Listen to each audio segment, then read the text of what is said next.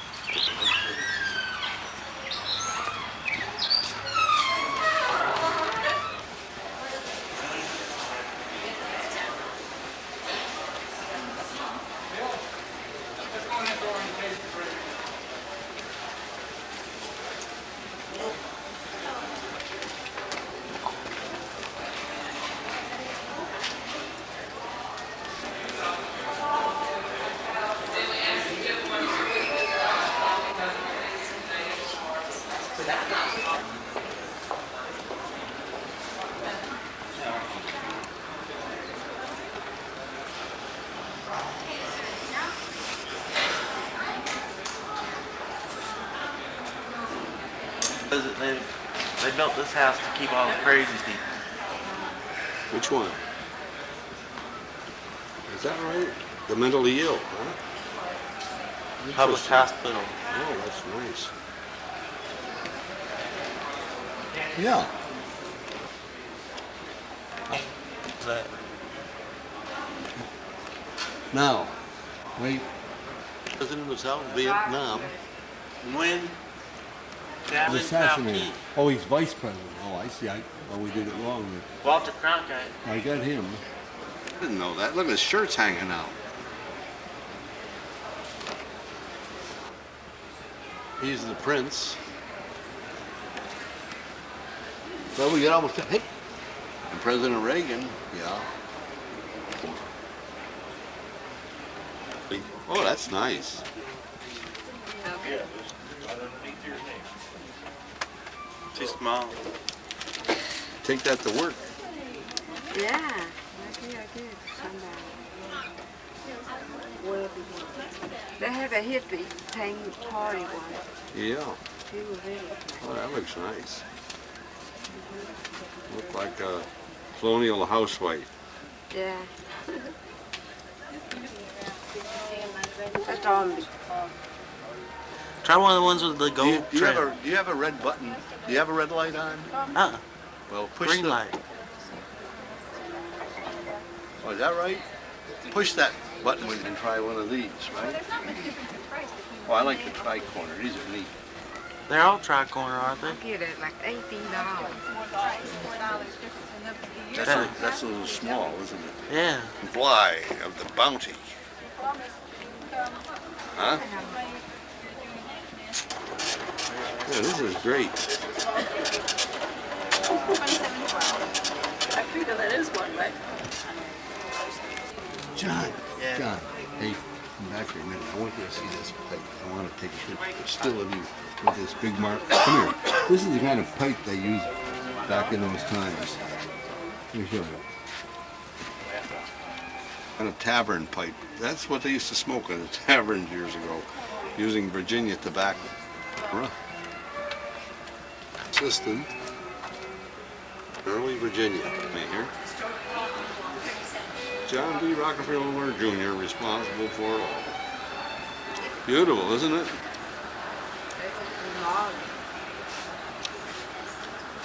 That looks like a stockade there, doesn't it? Like to keep the Indians out, huh? Martin's 100, Carter's Grove Mansion.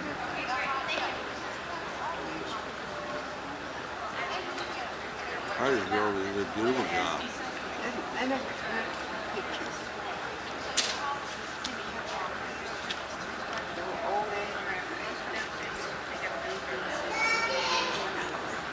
Like they got. Well, That's her her. last name's Black, but Yeah, But she you got don't- married. Hey, Shirley what? Temple. Shirley. President of Liberia and Shirley Temple Black. Well, look at there's Shirley Temple when she was a little And girl. there's this is the same lady. And Reagan. Oh, who it go? I don't know who else is Johnny. with him. Yeah. Pan and his wife, Where? right there. Hirohito. Peter.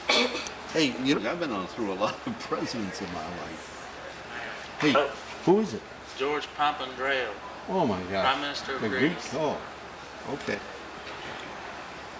And who is this old guy here? This number 4. Oh, Bistro, yeah. Toscanini. See a lot of people on there. Who's that on 5?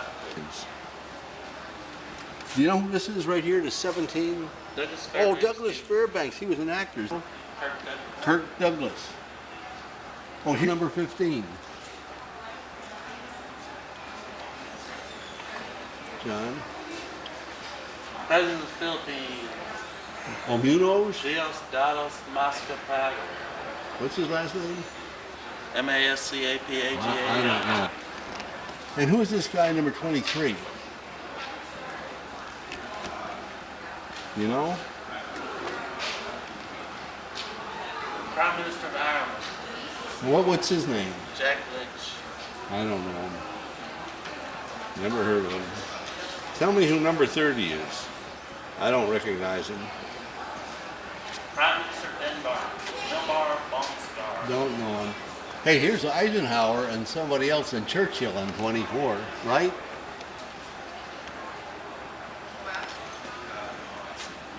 Yeah, those are some good shots, I'll tell you. 25 Trudeau, Thorne, Cole, Mitterrand, Reagan, Nakasone, Thatcher, Well, read them off. Hold it. Read them. Thorne. Who's the big, tall, fat guy? You don't know.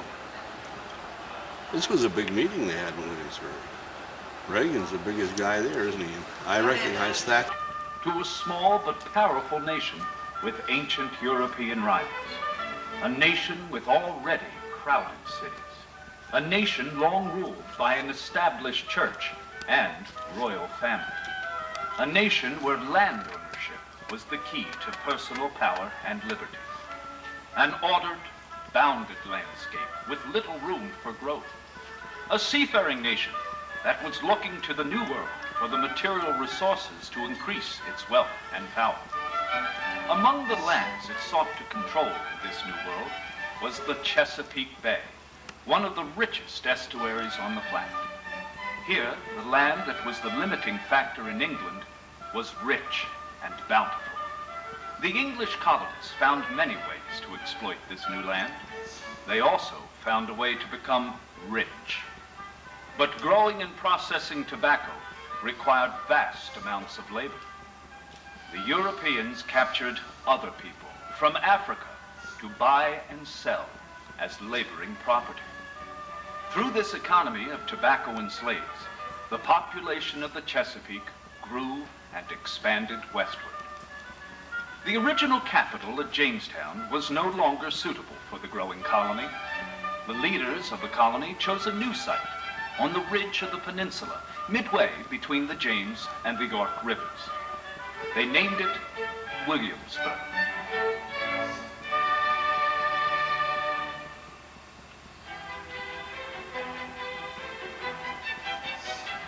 The new town was planned and laid out to be an attractive and dignified place, with wide streets and long vistas. The college was already located at one end of the new town. It was the first of the great public buildings in Williamsburg. The Capitol itself held assemblies of the House of Burgesses and sessions of the General Court.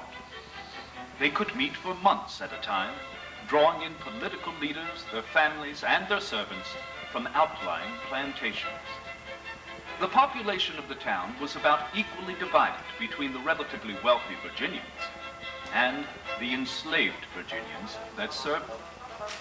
Blacks and whites, free and in servitude, worked at those trades that could survive the competition of cheaper English labor. The surprise ending to this colonial period was the American Revolution and an unexpected new beginning, the founding of a nation.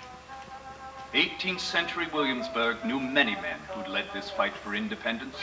Among them, George Washington, Patrick Henry, and Thomas Jefferson. Williamsburg helped give birth to the Revolution, but also became its victim. It was an indefensible location and no longer in the center of population. The capital moved again upriver to Richmond, and Williamsburg became just another small town. Had Williamsburg remained the capital, its colonial past would have been eradicated by inevitable growth. Instead, an unusual alliance was formed to rescue the fortunate survivors. The Reverend W.A.R. Goodwin, rector of Bruton Parish Church, enlisted the help of John D. Rockefeller, Jr. to finance the preservation of a few colonial buildings. The project grew and grew. Teams of architects had to define their new discipline of historic preservation on a scale never before seen. Historical researchers began the relentless quest for understanding the people of the old capital. Skilled craftsmen returned to the sites where their colonial brethren had built long before. Archaeologists searched for the tiny clues that could be pieced together in a true picture of colonial life. Great collections of the furnishings and art of colonial America slowly filled the town. As the restoration grew, it became known as the Colonial Williamsburg Foundation. Its mission was defined as never-ending, that the future may learn from the past.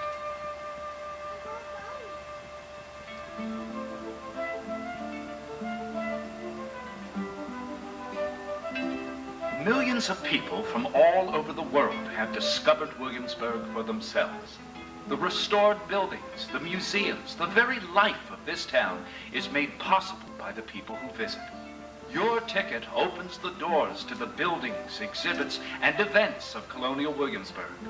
When you leave this building, you will board one of the shuttle buses that travel to and around the perimeter of the historic area. The bus will take you there and back, where you can explore the town by walking. The buses make a number of stops around the outside of the historic area before returning to this visitor center. You may get on or off at any of these stops. No motor vehicles are permitted on the streets of the historic area. All tours are walking tours. Williamsburg is still a living town, with residents living in many of the houses. But the homes and shops that have been restored to the colonial period are only open to those with tickets. You will encounter a wide range of experiences to enjoy in colonial Williamsburg.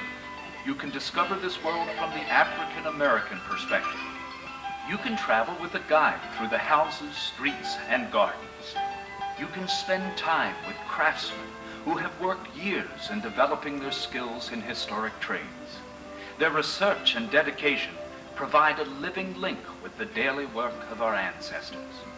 You can have engaging encounters with people who take on the character of individuals who lived here in the colonial period.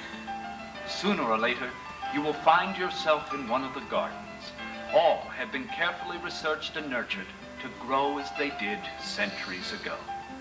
Even in the stores, the goods must match those that were available when a trip to Williamsburg meant days of travel on horseback.